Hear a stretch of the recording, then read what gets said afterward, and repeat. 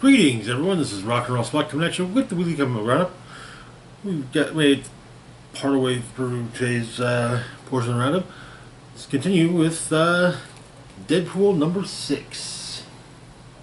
Where we left off,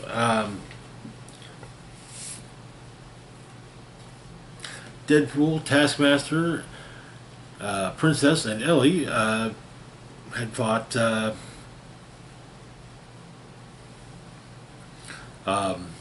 Death Grip, and in fact, Death Grip had lost his hands to Deadpool, and Deadpool had lost an arm or a leg to Death Grip. So, the issue opens.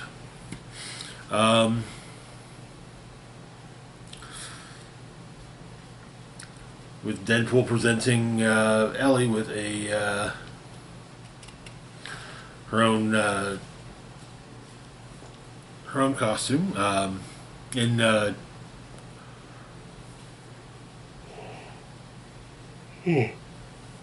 father's colors, and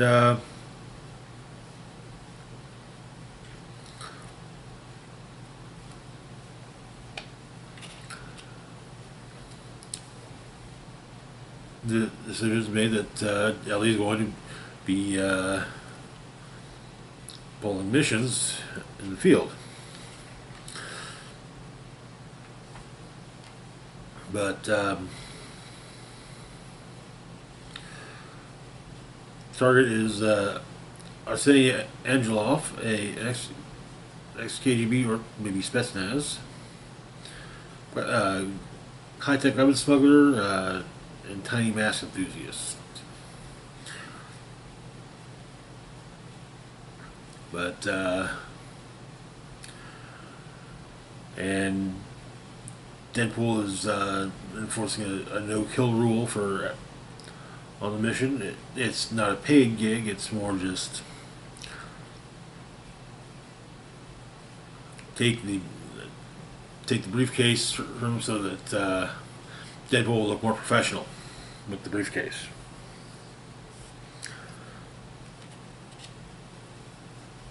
Ellie's weaponry consists of shock daggers, non-lethal, blunted the edge with blunted edges, but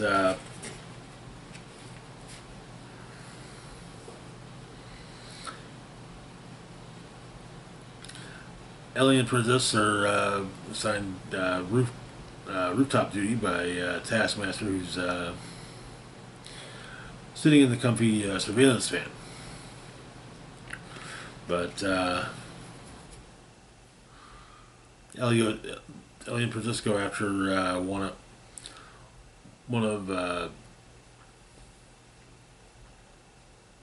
Arsenic's henchmen, and of course more pop up, and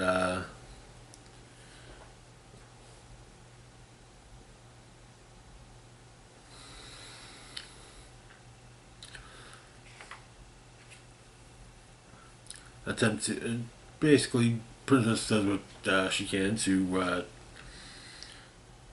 prevent Ellie from getting hurt.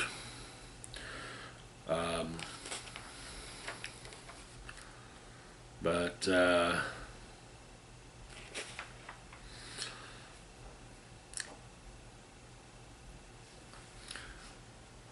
Princess chows down on a few of henchmen, and the briefcase is secured. Also,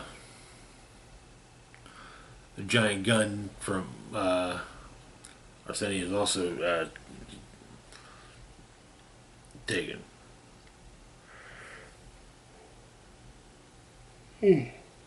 But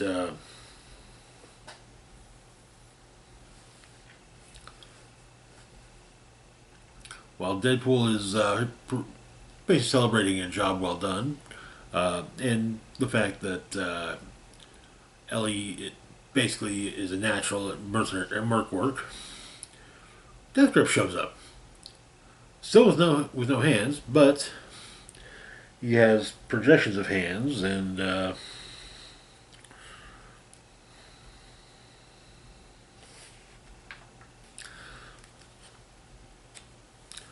cuts off Deadpool's other arm. And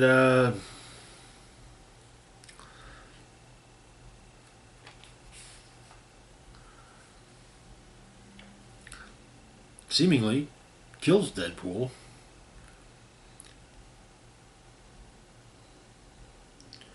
Deadpool's final thought being of his daughter.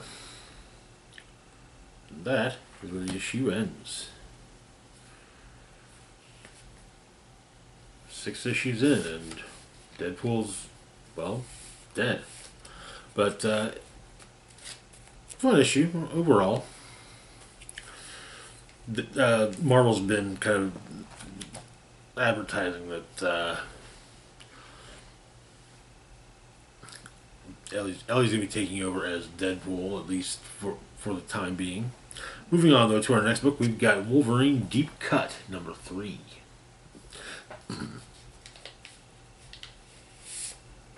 Where we left off, Wolverine was following the trail of the Marauders in an effort to deal with Mr. Sinister. And he had run into a bunch of clones of them. And so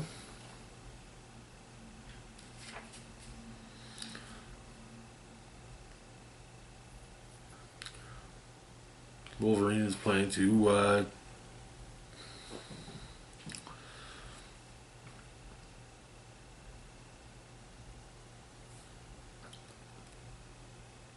make short work of the clones and take care of the originals. But Sabretooth manages to make it out of a cloning tank, while Blockbuster beats the hell out of Wolverine.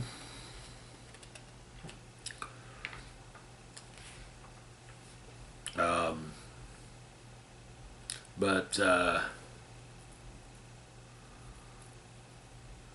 once the Marauders are working together, like a team, they're able to take down Deadpool, take down Wolverine fairly well. But they soon revert back to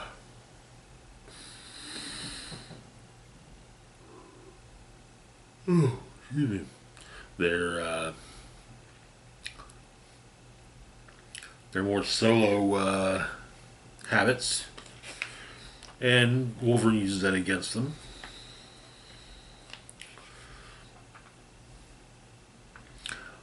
When another generation of clones comes out, and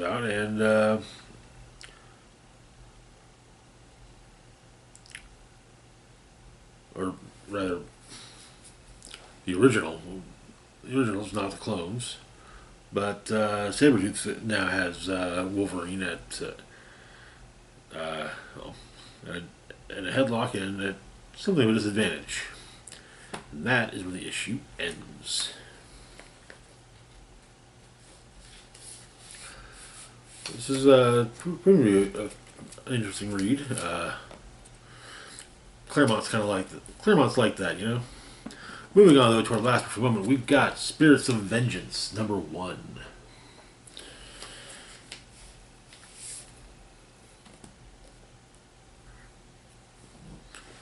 So, Spirits of Vengeance. Spirits of Vengeance was originally was a ongoing with focusing on Johnny Blaze and Danny Ketchum. Johnny Blaze, just Johnny Blaze, and the Danny Ketch Ghost Rider back in the 90s. But it soon enough ended, and yeah, the focus is generally on 2 Ghost Riders. So, anyways.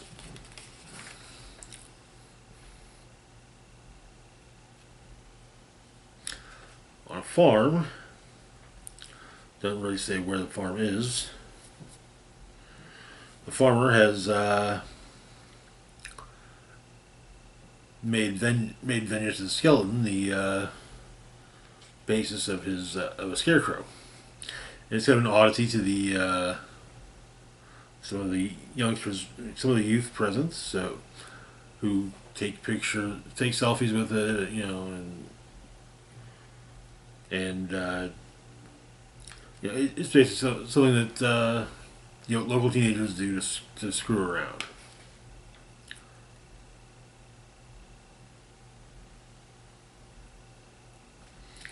But one of the local youngsters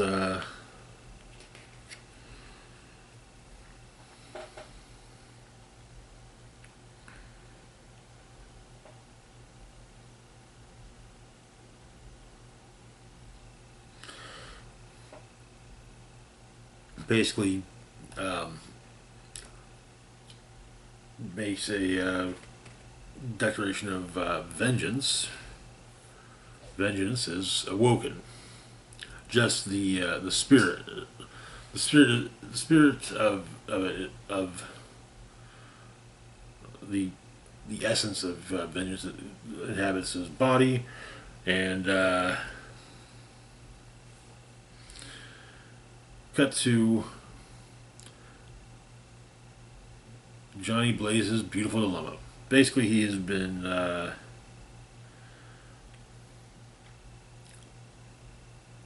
imprisoned by the Sirens of Kronos for imprisoning him back long time ago. But Johnny manages to break free, and there's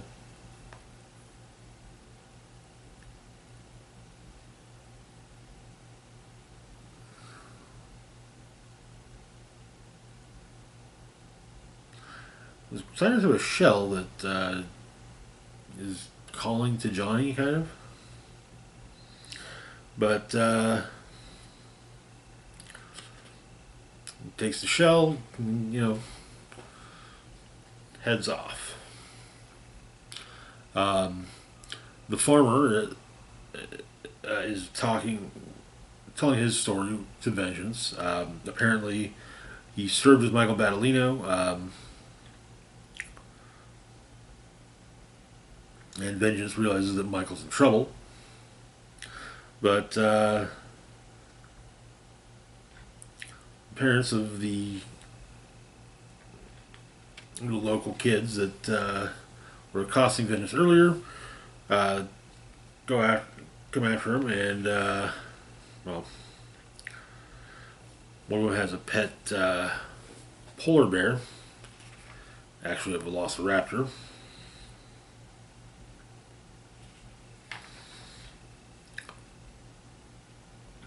And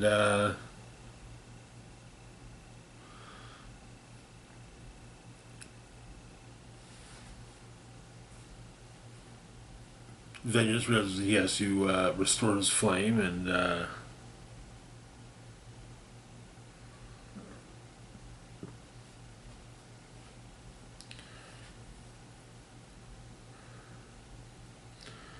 goes after Michael, but they seem to be kind of telepathically connected, with Vengeance, or Michael telling Vengeance to leave him be because he's just a bait. Because Vengeance is the one that they want, and that is where the issue ends. It's hard to really tell who's the they that have Michael in prison, but I'm sure that will be revealed in later issues. But anyways, that's going to do it for now. As always, feel free to like, share, and subscribe. Links to my Facebook, Twitter, Blue Sky, Instagram, Mastodon, Patreon, and PayPal can be found in the description box down below. Big shout out to Patreon patron Red Bands of Penis. Thank you so much for your support. It is greatly appreciated. This is Rock and Roll Spock signing off saying, live long and rock hard.